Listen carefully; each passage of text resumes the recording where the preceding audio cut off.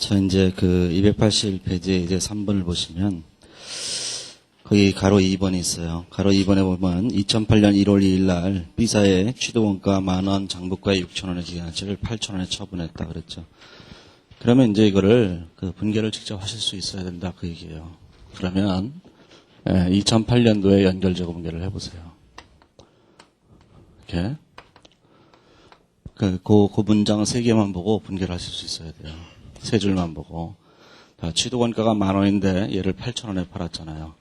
그러면 지금 장부가액은 8천원으로 돼 있죠. 취득원가가. 걔를 최초의 취득원가로 바꿔야 된다 봐.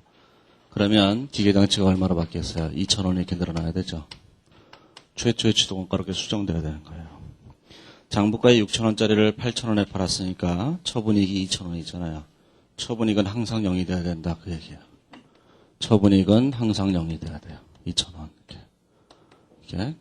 그리고 처분이익을 반대편에 이렇게 감가상각을 해요. 이렇게 감가상각을. 그러면 감가상각비가 얼마냐면은 잔존연수가 4년이라고 했으니까 4년 동안 감가상각하게 되면 500원이 되죠.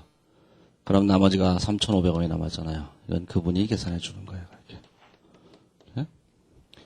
이렇게. 계산할 수도 있는데 계산하는데 그냥 시간이 많이 걸리는 거니까 이걸 계산해 보시면 이렇게 되는 거죠.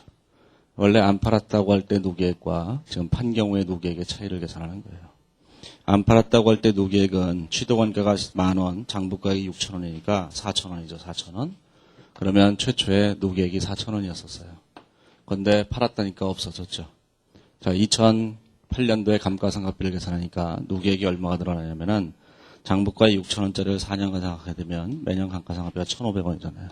1,500원이 이렇게 늘어나겠죠. 근데 팔았을 때 얼마에 팔았냐면 8천원에 팔았으니까 4년 동안 감가상각하게 되면 매년 2천원씩 감가상각비 이렇게 늘어나잖아요. 그러면 감가상각 누계액이 기말에 5,500원이 되고 요금액이 2천원이 되죠. 2천원짜리를 이렇게 5,500원을 이렇게 수정하는 거예요. 그렇죠? 자, 그래서 여기 3,500원이 된 거예요. 큰 칩에서 하고 시험장에서는 그분에게 맡기세요. 그럼 그분이 알아서 계산해 주죠. 이렇게. 제가 말하는 그분이 누군지 궁금하죠? 그때 달라요. 자, 그 다음에 이제, 다음에 되죠. 그 다음에 보시면 이제 다음 연도를 해보세요. 다음 연도를 직접 분기할 수 있어야 된다니까요. 자, 기계장치는 언제나 최초의 취득원가로 되돌아가요. 이렇게. 그 다음에 처분이익은 항상 얼마가 되는 거냐면, 처분이익은 항상 0이 돼야 되는 거예요. 2천원이. 자, 그리고 얘가 반대편에 감가상각을 해야 되는데 1년 더 지났으니까 감가상각을 2번 하는 거예요. 잔존연수가 몇 년이냐면은 4년 남았다니까 감가상각비를 이렇게 2번 계산하게 되죠. 2번 계산하게 되면 500원씩이 2번을 계산하잖아요. 그러면 남는 잔액이 감가상각 누계액이 계산되는 거예요. 그러면 이게 얼마 되냐면 3,000원 이렇게 되겠죠. 그렇죠? 그러면 여기서 계산을 해보시면 뭐가 되겠어요? 1년이 더 지났잖아요. 그러면 2009년도니까 감가상각비를 계산해보면 1,500원의 감가상각비가 계산됐는데, 자, 팔았기 때문에 2,000원의 감가상각비가 계산됐잖아요. 그러면 감가상각 노계액이 여긴 7,000원이고, 여긴 4,000원이 되죠. 그러면 요거를 이렇게 바꾸는 거예요. 그래서 여기 3,000원이 늘어난 거예요. 이게. 자, 그러면 이제 이 중에서 요거 2개는 전년도 계정이잖아요. 전년도 계정. 자, 요거 2개는 전년도 계정이니까 요 금액은 뭘로 가냐면 이익염으로 가는 거예요. 이익염으로 가는데 지분법 할 때 반영을 했으니까, 지분법 할 때 반영했으니까 얘가 뭘로 바뀌어요? 투자 주식으로 이렇게 바뀌는 거죠. 투자 주식이 얼마 돼요? 1,500원 이렇게 되는 거죠. 그렇죠? 전년도 했던 그 전년도 손익계산서를 네팅해서 여기다 갖다 쓰면 돼요. 그러면 1,500원을 계산할 수 있을 거예요. 자, 2010년을 가보면 2010년에 얘를 팔았대잖아요. 2010년 말에 팔았죠. 2010년 말에 팔았어요. 그러면 2010년 말에 팔아버리면 이렇게 되겠죠. 자, 2010년 말에 얘를 팔았어요. 그러면 기계장치는 없죠. 그냥 직접 이전에 해보시면 돼요, 그냥. 기계장치도 없고 노계획도 없어요. 하지만 옛날에 계산했던 처분이익은 0이 돼야 되잖아요, 항상. 그래서 여기다 처분이익이라고 하는 옛날에 계산했던 처분이익 2,000원은 0이 돼야 돼요. 자, 그런데 얘를 감가상각을 해야 되죠. 이제 3년 지났으니까 3년간 감가상각을 하는 거예요. 감가상각비 1번, 2번, 3번 이렇게 하는 거죠. 자, 그 다음에 이게 500원, 얘가 500원, 얘가 500원 이렇게 되는 거예요. 자, 마지막으로 남은 잔액이 뭐냐? 그게 지금 현재는 기계장치가 없으니까 관련된 손익계산서로 가는 거예요. 그게 뭐냐면 처분이익이 돼요. 그래서 처분이익이 500원이 되는 거죠. 자, 그러면 처분익이 왜 500원인지 이제 검증을 해보면 돼요. 이렇게. 자, 검증을 해보면 뭐가 될 거냐면은, 자, 2009년 10년 말에 팔았으니까 감가상각을 한 번 더 했죠. 감가상각을 한 번 더 하니까 얘는 1,500원이고, 얘는 얼마 됐어요? 2,000원이 됐죠. 그러면 감가상각비가 이쪽은 8,500원이 됐고, 누계액이, 이쪽은 누계액이 6,000원이 되는 거예요. 자, 이 상태에서 팔아버린 거예요. 자, 그러면 처분했다고 할 때, 자, 여기 처분가액이 있겠죠. 자, 처분가액이 얼마냐면, 처분가액이 3,000원이에요.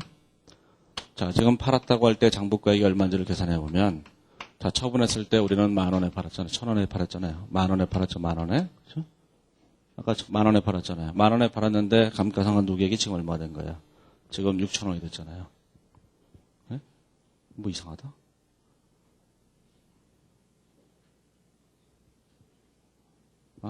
가만 있어봐. 뭐가, 8,000원에 팔았구나. 참 희한하죠? 이게 어디서 동물적인 감각이 나오는지.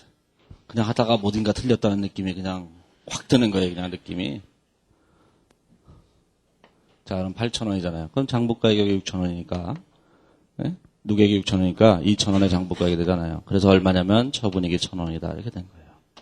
자, 그러면 안 팔았다면, 안 팔았다고 할 때 처분가액에다가 장부가액을 빼야되죠. 장부가액은 원래 최초 취득원가가 얼마였었냐면, 최초 취득원가 거기 있었잖아요. 최초 취득원가가 10,000원이었죠, 10,000원. 최초 취득원가가 10,000원이었는데, 저기 보면 감가상각 누계액이 지금 8,500원이잖아요. 8,500원. 그래서 얼마 되냐면 1,500원이 장부가액이 되는 거예요. 이걸 빼게 되면 자 1,500원이 처분익이 되죠. 그래서 1,000원을 1,500원으로 이렇게 수정하면 500원이 늘어나는 거예요. 자, 남들은 다 이렇게 계산해요. 다들 책들이 다 이렇게 계산한다니까요. 자, 그렇게 계산하게 냅두세요. 그냥 우리는 이렇게 계산해요. 잔액. 그분이 계산해 줬잖아요. 이게 그분을 믿지 않으면 안 되는 거예요, 그냥. 자, 그러면 요만큼이 뭐냐면 전년도 계정이잖아요. 전년도 계정은 장부가 마감됐죠. 그러면 어디로 가요? 이익잉여으로 가죠. 지분법 할 때 반영했다니까 투자 주식으로 가는 거예요. 투자 주식으로 가는 거죠. 이렇게. 네? 이렇게 되는 거예요. 아셨죠? 야, 이게 진짜 쉽지 않나요?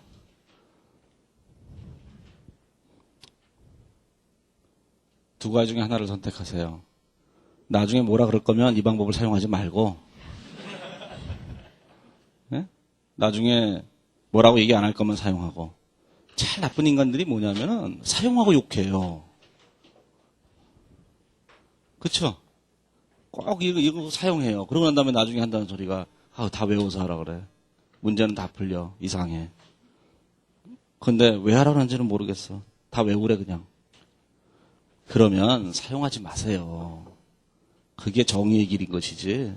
뭐 더럽고 치사하게 구질구질하게 사용은 다 해가면서 아유 왜 뭐 다 외워서 해 무슨 회계를.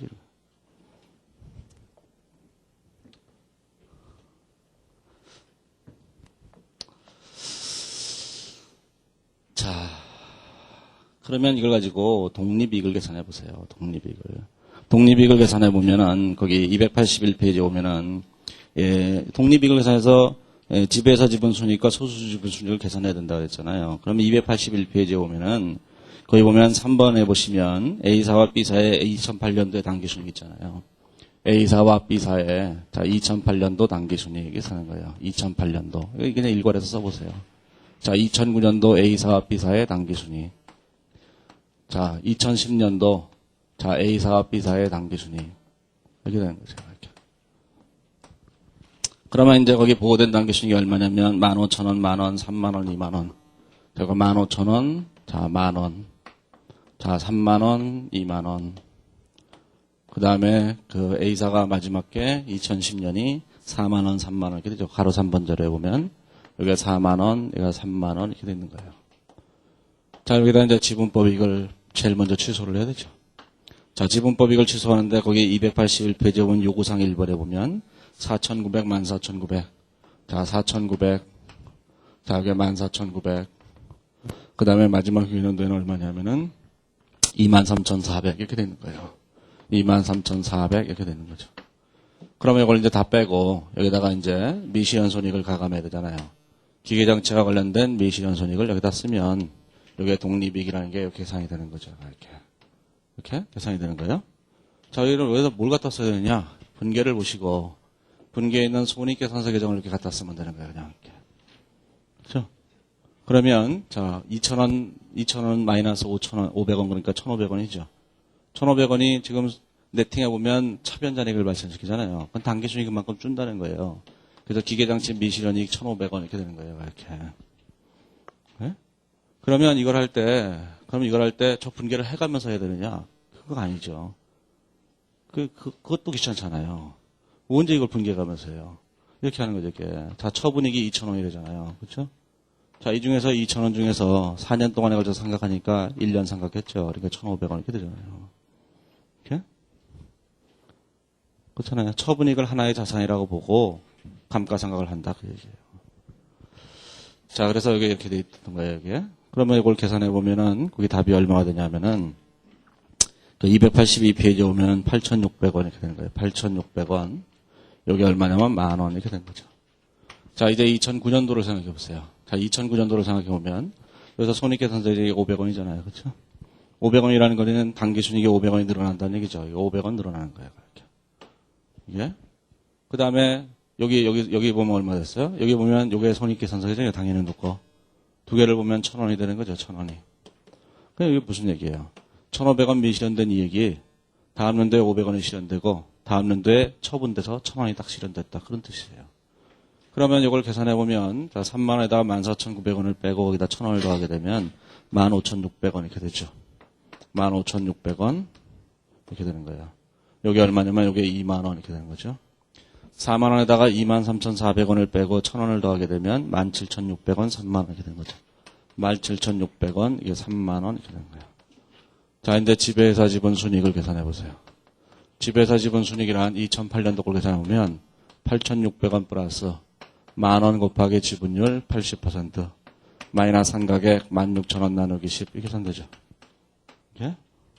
그 다음에 소수주 지분 순이익을 계산해 보면 자, 소수주 지분 순이익이라고 하는 것은 저기 있는 만원이라고 하는 금액에다가 자, 지분율 20% 마이너스 한가액 0 이렇게 계산되는 거예요. 그렇죠? 이거 이제 하나씩 해봤지만 이제 나중에 이제 2차 문제나 이런 걸 공부하실 때는 여기 이제 하나씩 내려오겠죠. 기계장치도 있고 재고자산도 있고 토지도 있고 그러는 거예요. 기계장치만 내는 문제가 어디 있어 이 세상에.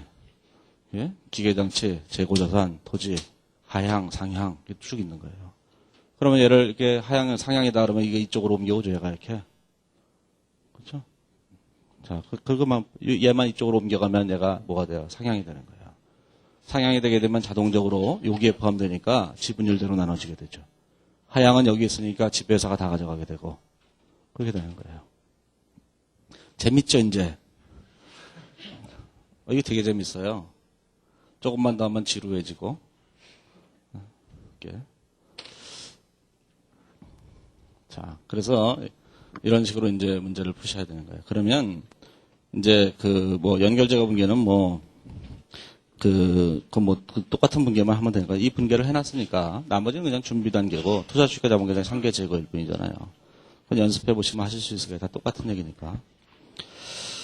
자, 그러면 이제 뒤에 가보면 이제 289페이지에 있는 사채 거래가 있잖아요. 시험에서 이제 뭘 내냐면은 이렇게 내는 거예요, 이게.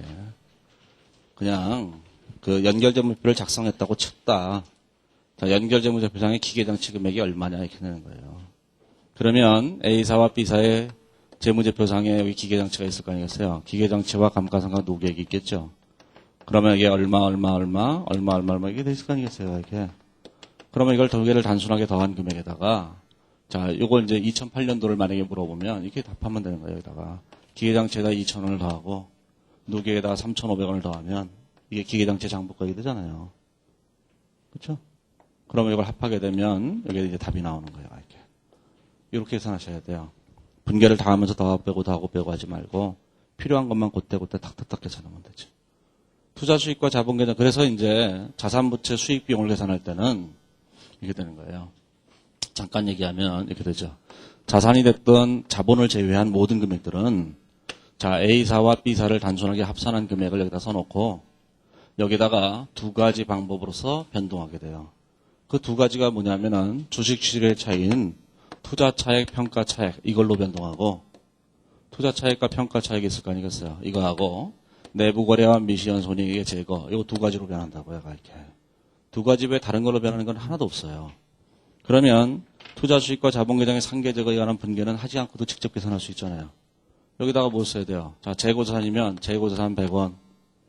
단계 다 팔렸다 그러면 다 팔렸네. 이렇게 된 거죠. 그 기계장치 과소평가액이 200원이 있다 그러면 과소평가액 200원. 그 다음에 감가상각 10년간 상각한다. 이렇게 된 거죠. 이게 직접 하는 거라니까요. 토지가 있다. 토지 과소평가액이 50원이 있다. 아직 안 팔았다. 그냥 그렇게 끝나는 거고. 영업권은 100원을 계산했다. 단기 상각한 거 10원이다. 이렇게 계산하는 거예요. 그러면 여기 있는 요 금액은 뭐냐면 순자산 과소평가액이 나타나는 거고 요거는 상각액으로 나타나는 거잖아요. 이건 절대로 분기해서 풀면 안 돼요. 예? 분기해서 풀지 말고 항상 주식의 차이를 계산하고 그걸 상각을 연도별로 계산해 놓으니까 여기다가 플러스하고 마이너스하고 그러면 되는 거예요. 그럼 여기다가 내부 거래와 미시현 손익의 제거에 있는 부분 이런 금액들이 있을 거 아니겠어요? 이런 금액들을 여기다 직접 갖다 쓰는 거예요. 예를 들자면 재고자산 미시현 중에서 차변의 매출원가 대변의 재고자산 이렇게 돼 있으면 이게 10원, 10원 이렇게 돼 있으면 재고자산이 10원이 마이너스네 이렇게 쓰면 되는 거예요. 네? 그럼 매출원가를 살 때 매출원가가 10원이 늘어나는구나 이렇게 쓰면 되는 거죠. 그러면 A사와 B사의 단순 재물을 합산한 금액에서 이걸 합하게 되면 금액이 계산되는 거죠. 그렇죠? 그 방법을 그렇게 하셔야 돼요. 그렇게 해야지만 그걸 시간 내에 다 풀 수 있어요. 이게 그냥 우정어린 충고라고 생각해 두세요. 네? 나는 분개해서 풀겠다고 결심해도 좋은데 그건 뭐 내가 알 바는 아니고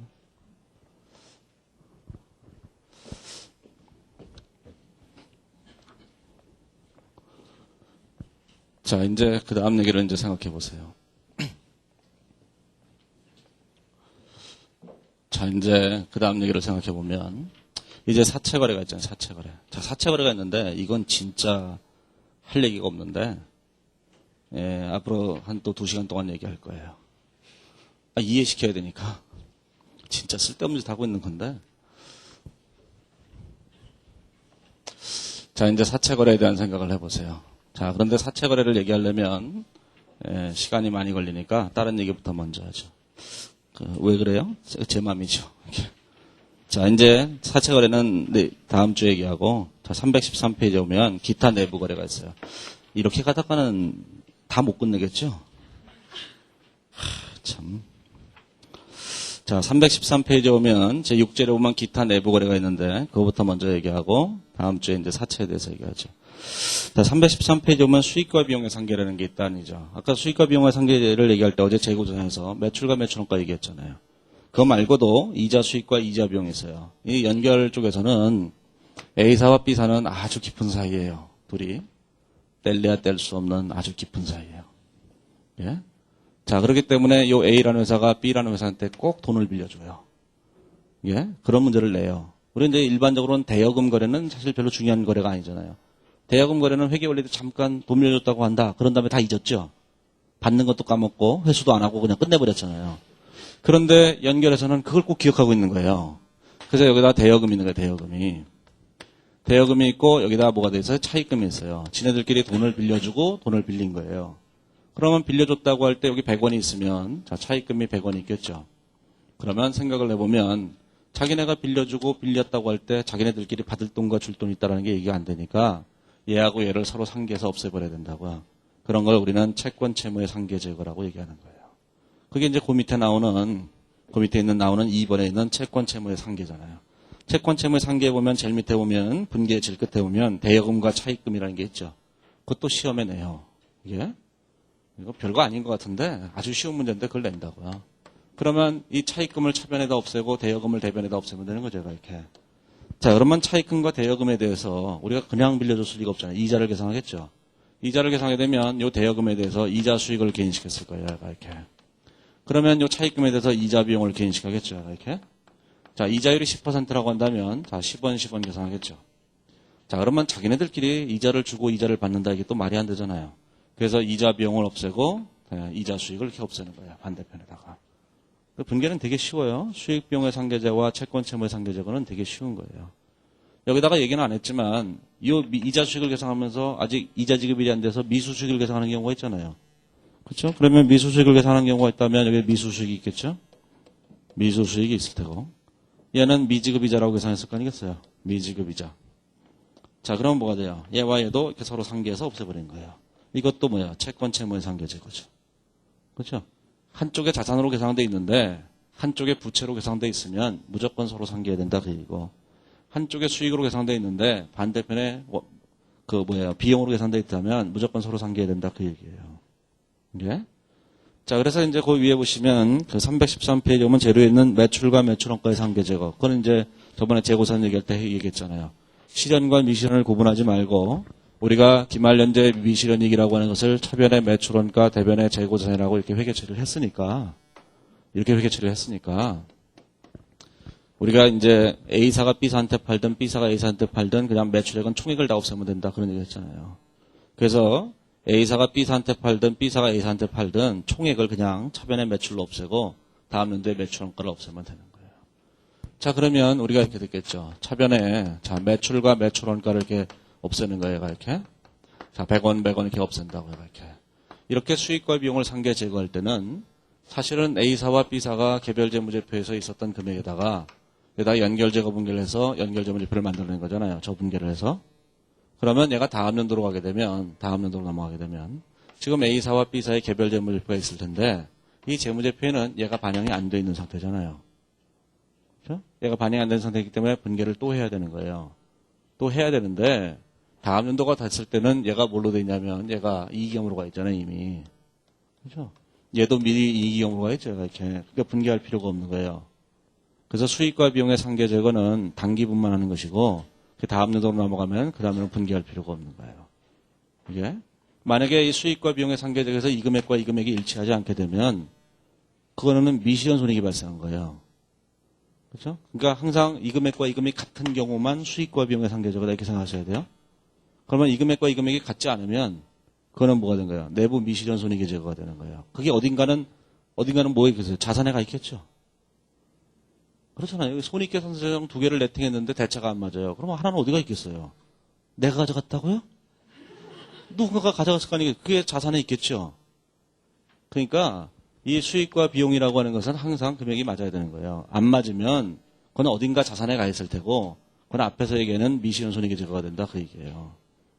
그다음에 자 채권 채무의 상계 제거가 있는 거예요. 채권 채무의 상계 제거가 있는데 여기 대여금하고 차입금이라고 하는 채권 채무의 상계 제거가 있는 거예요. 이렇게. 그러면 이 상계 제거를 한 이 분계를 여기다 반영을 해서 연결점유표 작성했잖아요. 다음 연도가 되면 어떻게 되느냐? 다음 연도가 되면 전년도 해놓은 분계를 안 해놨으니까 또 분계를 해야 되죠. 그런데 가끔씩 이 회사가 이 채권 채무의 상계 제거는 가끔씩 회계연도 중에 서로 주고받고 끝내는 경우가 있어요. 그러니까 2008년 말에는 그랬는데 2009년 1년 동안에 걸쳐서 B사가 A사한테 그냥 갚아버린 거예요. 그러면 자동적으로 여기 있는 이 분계를 여기다 그냥 반영했을 수가 있잖아요. 그렇죠? 그래서 채권 채무의 상계 제거는 전년도에 얼마를 제거했는데는 다 무시하고 당기 기말에 가서 또 별도로 회계 처리하는 거예요. 기말 금액만 확인해서. 그러니까 실제로는 수익과 비용의 상계 제거도 뭐예요? 전년도를 다 무시하고 당기 것만 하는 거죠. 기말에 가서. 얘도 당기 것만 하는 거죠, 실제로. 다만 이제 손익계산서정은 당기말 금액을 기준으로 계산해 보는 거고 얘도 단기말 기준으로 계산해 보는 거예요. 그러니까 전기말에 얼마를 계산했는지는 그건 따질 필요 없다 그런 얘기예요. 그렇죠? 내부 미시현 손익의 제거는 개별 재무제표에서 얘네들이 반영한 적이 없다고요. 여태까지 한 얘기들은. 하지만 수익 비용의 상계제와 채권 채무의 상계제거는 이 회사들이 여기에 반영한 적이 있다고요. 반영한 적이 있기 때문에 그걸 수정을 해야 되는 거예요. 반영한 적이 있기 때문에 그걸 고려해야 되기 때문에 항상 기말 금액만 없애면 되는 거죠. 자, 그러면 이제 313페이지에 오면 채권 채무의 상계 제거해 보면 이제 매입 채무와 매출 채권을 상계 제거하는 게 있는데 그게 이제 시험에 자주 나오는 거예요. 그러면 이제 매출 채권과 매입 채무의 상계 제거는 이제 시험에 자주 내는데 그럼 이제 얘가 이렇게 되는 거예요. 차변에 매출 채권이 있고 대변에 매입 채무가 있죠. 이게 자산이 있고 자산이 100원이 있고 자 채무가 100원이 있어요. 그럼 이 두 개는 서로 상계해서 없애버려야 된다 그 얘기예요. 자, 그거는 뭐 이해하실 수 있을 거예요. 근데 문제는, 자, 지금 A사가 채권을 갖고 있고 B사가 채무를 갖고 있는 상태예요. A사가, B사가. 근데 A사가 무슨 짓을 했냐면은 이 채권을 금융기관한테 갖다 팔아버린 거예요. 금융기관에 갖다 팔았어요. 자, 금융기관에다 얘를 팔았다는 얘기예요. 은행에 갖다 팔았죠. 그런 걸 뭐라고 하냐면 양도라고 하는 것이고 팩토링이라고 하는 거고 할인이라고 하는 거잖아요. 그렇죠? 자, 이게 시험에 가장 많이 나오는 거예요. 이게. 그러면 이 매출 채권의 양도라고 하는 것은 두 가지 거래로 나누잖아요. 자, 차입 거래로 하는 경우가 있고 매각 거래인 경우가 있고 이게 두 가지가 있겠죠. 자, 차입 거래라고 한다면 어떻게 되겠어요? 차입 거래라고 하면은 이 매출 채권이 사라지는 게 아니잖아요. 그냥 매출 채권이 그대로 100원으로 있고 채무도 100원이 있겠죠. 그래서 매출 채권과 매입 채무를 상계 제거하기만 하면 돼요. 따라서 이 차입 거래는 출제하는 게 아니에요. 그래서 문제에서는 항상 이 매출 채권을 처분했다 이래놓고 얘는 매각 거래에 해당한다라고 자료를 주는데 설사 매각 거래라는 자료를 안 준다 하더라도 매각 거래라고 보고 하셔야 돼요. 안 그러면 문제를 내야 될 이유가 없는 거잖아요. 이게 그러니까 매출 채권을 양도하거나 할인하게 되면 전부 다 매각 거래다 이렇게 생각하시면 돼요. 자, 그런데 이제 매각 거래로 하게 되면 무슨 문제가 되냐면은 얘를 양도했으니까 이 매출 채권 자체가 아예 없는 거예요. 아예 없는데 B사는 A사한테 갚아야 될 돈이 있다는 거잖아요, 자꾸. 자, 이런 걸 이제 우리는 뭐라고 보는 거냐면은 이제 어음의 입장에서 보면 어음이 아니면 좀 얘기가 좀 복잡하니까 어음 얘기를 들면 이 B사가 어음을 발행해 줬잖아요, 이쪽에다. 그렇죠? 그 어음을 A사는 금융기관에다 갖다 주고 돈을 빌린 거예요. 개념적으로는 뭘로 보는 거냐면은 이 어음을 A사가 B사의 어음을 빌려다가 은행에다 갖다 주고 돈을 빌렸다 이렇게 보는 거예요. 예? 그런 걸 이제 어음 차입금이라고 하는 건데 그래서 뭐가 되는 거냐면 이렇게 되는 거죠. 자, B사가 계상한 매입 채무라고 하는 금액은 무조건 없어져야 돼요. 100원이. 자, 그러면 반대편에 뭘 써야 되는 거냐면은 원래는 매출 채권이라고 써야 된다고요. 근데 매출 채권이 이미 매각 거래에서 사라져 버리고 없잖아요. 그래서 얘를 뭐라고 쓰는 거냐면 매각 거래로 할 때는 단기 차입금이라고 이렇게 쓰는 거예요. 단기 차입금 100원 이렇게 쓰는 거예요. 자, 이거 시험에 가장 많이 나오는 거예요. 매각 거래. 그렇죠? 자, 그 얘기가 이제 그 뒤에 나오는 314페이지에 있는 3번에 있는 매출 채권의 처분이라는 거예요.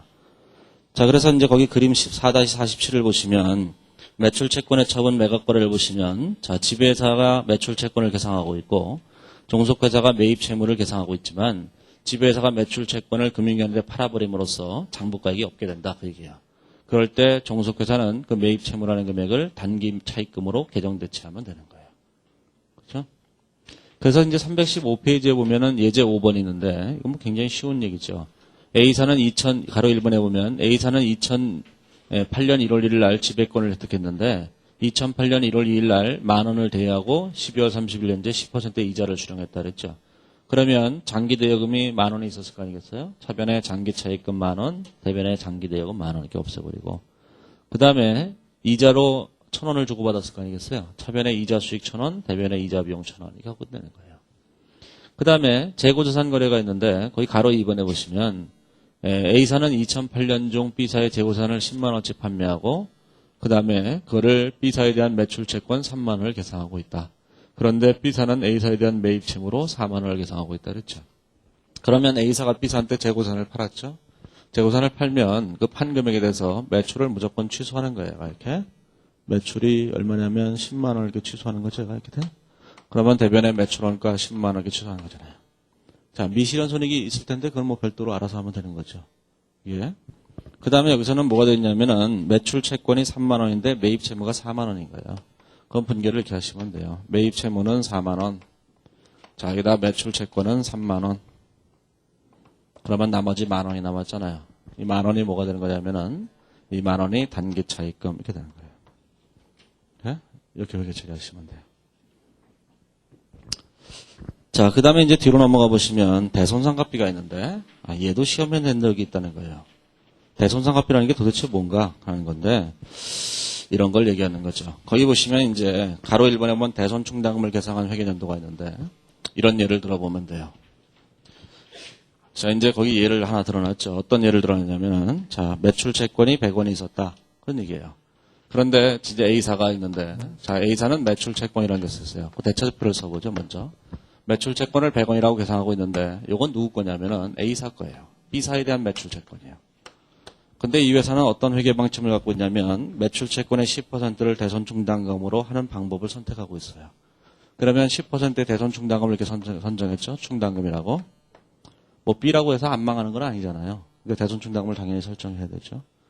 그래서 설정을 했을 때 이게 90원이 되는 거죠. 제가 이렇게. 그 다음에 B라는 회사는 매입 채무를 계산하고 있었을 거예요. 매입 채무를 얼마냐면 100원을 계산하고 있었죠. 자, 그러면 이 매출 채권과 매입 채무를 없애버려야 되는 거예요. 자, 없애버려야 된다는 얘기는, 자, 이게 이렇게 됐죠.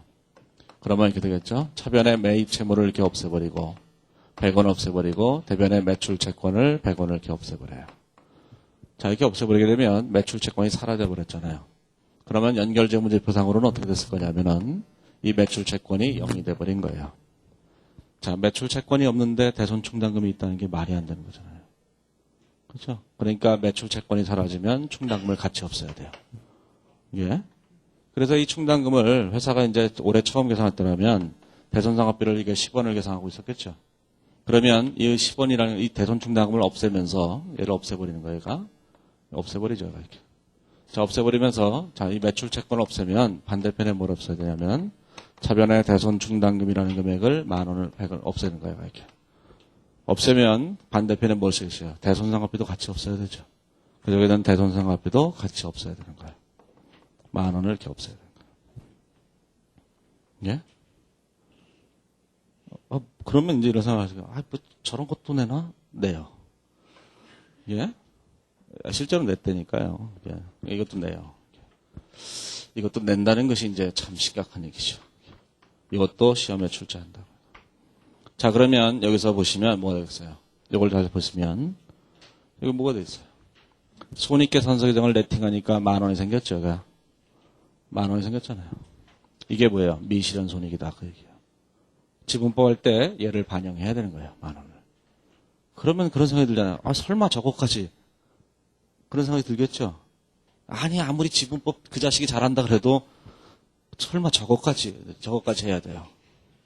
이것까지 반영해서 지분법 이익을 계산을 해야 된다고, 이거.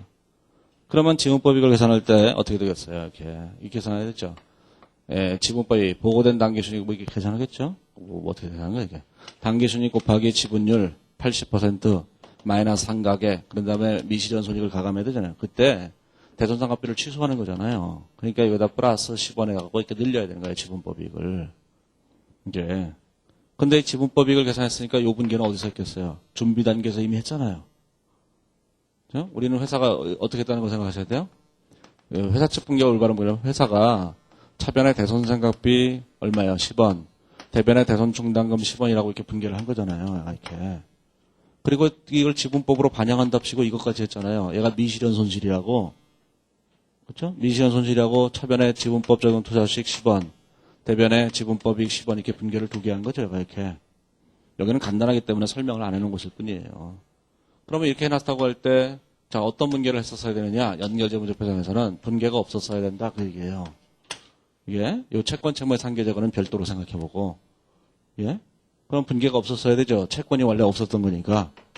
자, 그랬을 때 뭐래 돼요? 이 두 분계를 취소를 해야 되는 거니까 분계를 거꾸로 하면 되잖아요.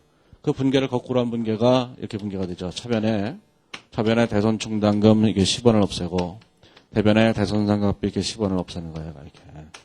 그리고 난 다음에 이 지분법 이익을 취소하는 분계를 하죠. 차변에 지분법 이익 10원, 대변에 투자수익 10원 이렇게 분계를 하는 거예요. 이렇게. 자, 그때 요 금액은 준비 단계에서 이미 했으니까 얘만 분계하면 된다. 그 얘기예요. 그래서 차변에 대손 충당금, 대변에 대손상각비 이 분계를 하는 거예요. 꼭 기억을 하셔야 돼요. 이거를. 그래서 지분법 평가할 때 얘를 이제 반영을 해야 되는 거예요. 그래서 이제 거기는 연결제거 분계가 316페이지에 보시면 거기 박스에 보면은 연결제거 분계가 이렇게 나와 있죠. 예, 그 2008년도에 내부 미실현 손실을 제거하는 분계가 차변의 대손 충당금, 대변의 대손상각비 이렇게 돼 있는 거예요. 이해하시겠죠? 그냥 이렇게 하면 돼요. 매출 채권이 사라졌으니까 거기 비율만큼 충당금을 없애야 된다. 충당금을 없애면 나머지 반대쪽에 대손상각비도 그만큼 줄겠다. 이런 생각을 하면 되는 거죠. 자, 그런데 이제 그 다음 연도가 됐어요. 그 다음 연도가 됐는데 거기 보시면 이제 이렇게 돼 있죠. 317페이지에 보시면 317페이지에 보면은 이제 1년이 더 지났어요. 그래서 두 번째 문단에 보시면 자, 예를 들어서 2008년 말년제 종속에 대한 매출 채권이 10,000원을 계산하고 있다. 10,000원이 아니라 100원이에요. 자, 100원을 계산하고 있으며 이렇게 돼 있죠. 매출채권의 10%를 설정하는 회계정책을 채택하고 있다. 그런데 1년이 더 지나고 나니까 2009년 말에는 대손충당금 잔액이 3만 원이었다. 그 얘기죠.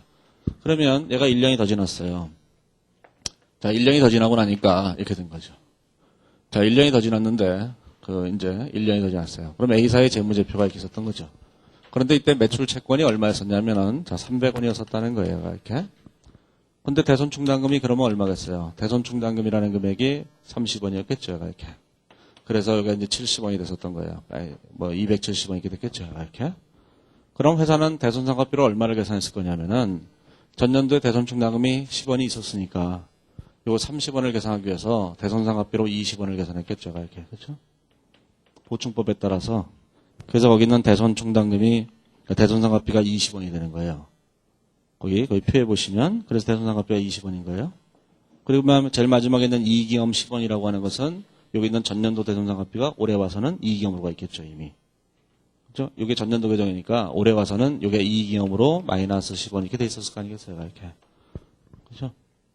자, 그런데 이제 연결상에서는 뭘 해야 되는 거냐면, 자, 연결재무제표상에서는 매출채권이 그대로 300원이에요. 자, 여기서 있는 이 전년도의 매출채권은 B사에 대한 매출채권이고, 여기 있는 이 매출채권은 B사하고 아무 관계도 없는 거다. 이렇게 생각을 해보세요. 그러면 이 B사에 아무것도 없는 거라면 대손충당금이 30원이 돼서 여기가 270원이 돼야 되는 거죠. 이렇게. 자, 그렇기 때문에 이 대차표 쪽에서는 아무것도 잘못된 게 없어요. 지금. 자, 그런데 뭐가 잘못됐냐면 이게 잘못된 거죠.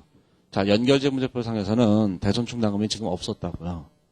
없었던 거를 기말에 300원에 30원의 대손충당금을 계산해야 되는 거잖아요.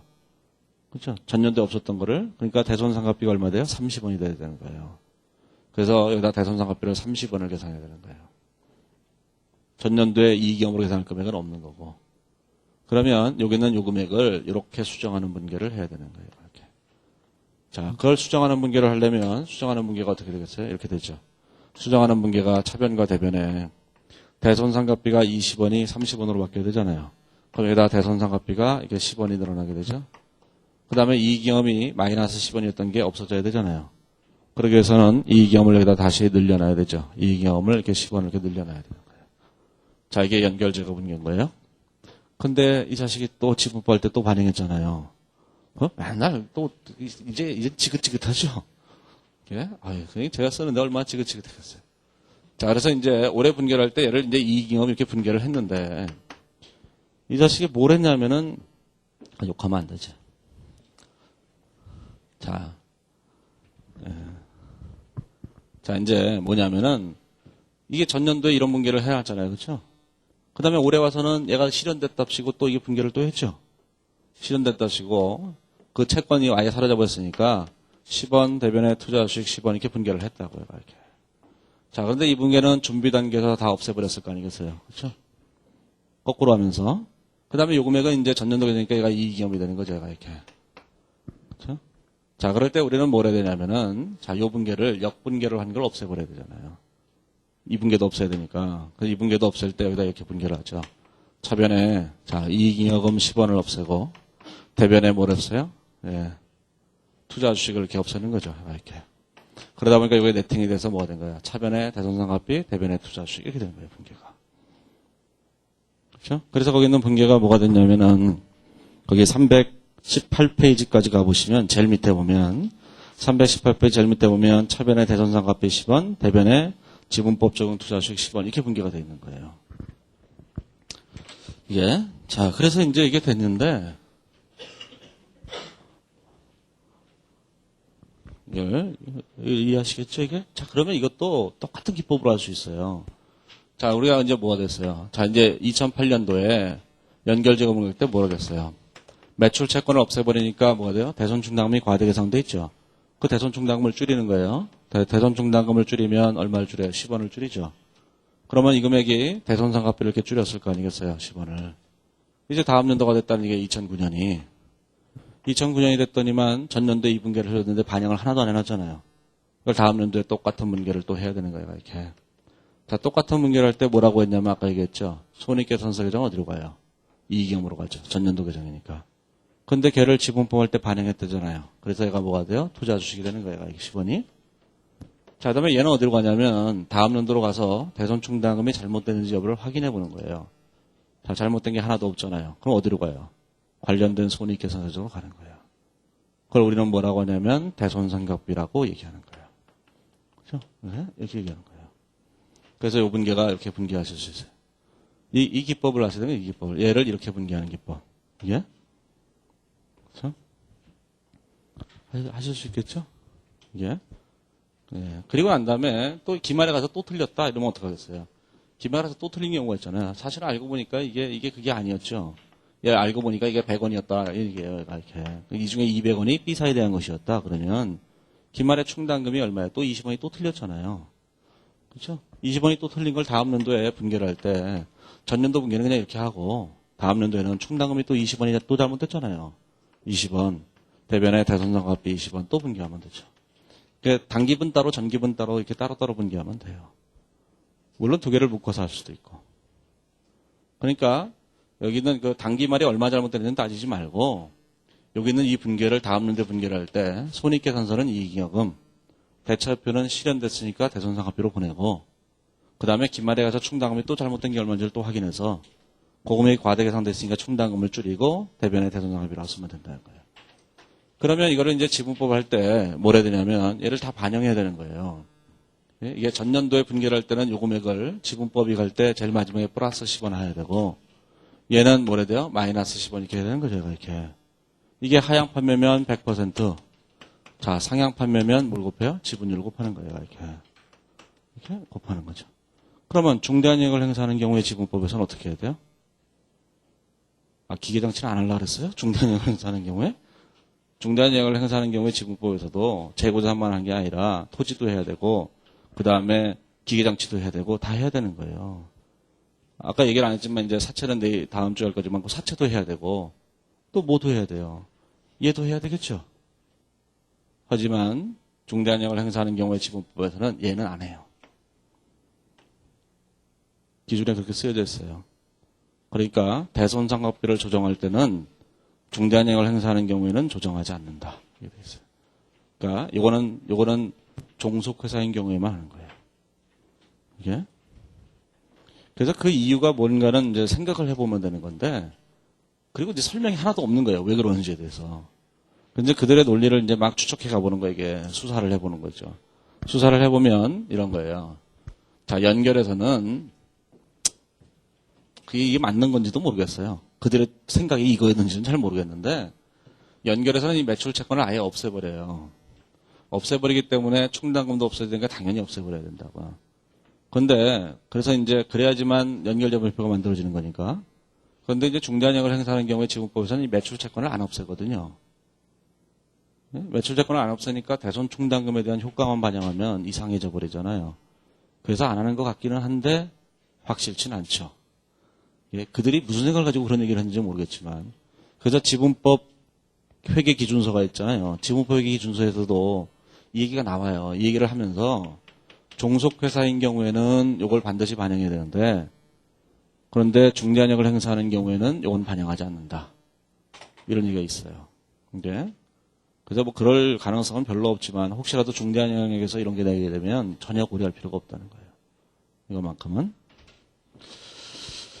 자, 그래서 이제 거기 319페이지에 보면 예제 6번에 있는 대손상각비가 있는데 그 대손상각비에 있는 얘기가 거기 보시면 2008년도에 1월 1일 날 B사 주식 80%를 10만 원에 취득하고 지배권을 획득했는데 매출 채권으로 10만 원을 계상하고 있다 그랬잖아요. 그러면 차변의 매입 채무, 대변의 매출 채권 이래서 없애버리고 그 매출 채권 10만 원을 없앨 때 거기에 1%에 해당하는 대손 충당금을 같이 없애는 거예요.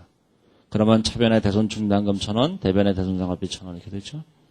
그 다음에 2009년에는 거기 뭐라고 되어 있냐면은 A사는 B사로부터 가로 2번 절에 보면 10만 원을 회수했다 그랬는데 그거에 대해서는 우리가 분개할 게 없어요. 이미 다 조정이 끝난 거기 때문에. 그래서 이제 전년도 했던 차변의 대손 충당금, 대변의 대손상각비에 관한 분개, 이 1,000원짜리 분개, 거기 이제 문제 이걸 1,000원이라고 되어 있는, 여기 1,000원이라고 되어 있는 이 분개가 있잖아요. 이 분개. 이 분개를 다음 연도로 갈 때는 손익계산서 규정은 이익형으로 가는데 지분법 할 때 반영했으니까 얘는 1,000원 이렇게. 그 다음에 얘는 관련된 손익계산서로 가니까 대손상각비 1,000원 이렇게 되는 거예요. 이게 만약에 상향 판매다. 상향 판매라는 것은 이제 B사가 계상했다. 그런 얘기예요. B사가 계상하게 되면 2분계는 똑같겠지만, 자, 2분계는 또 나눠야죠, 둘이. 그렇죠? 투자 수익과 소수 지분을 이렇게 나눠야 되는 거예요. 0.8대 0.2로 이렇게 나눠야 되는 거죠. 그렇죠? 그러니까 문제를 보실 때 어떻게 되는 거예요? 하향 판매만 알면 상향 판매는 다 알게 되는 거잖아요, 자동적으로. 그렇죠? 그러니까 평상시에 공부하실 때야 뭐 그냥 차근차근 해가면서 뭐 그럴 것 같지는 않지만 아무튼 간에 차근차근 해가면서 하향 판매를 딱 알고 나면 그것이 상향 판매하고의 차이점이 뭔가 이것만 기억하시면 되는 거예요. 예. 그러면 이제 그 얘기를 할 수 있을 거예요. 오늘은 여기까지 하고 다음 주 월요일 날은 거기는 사채부터 얘기를 하죠.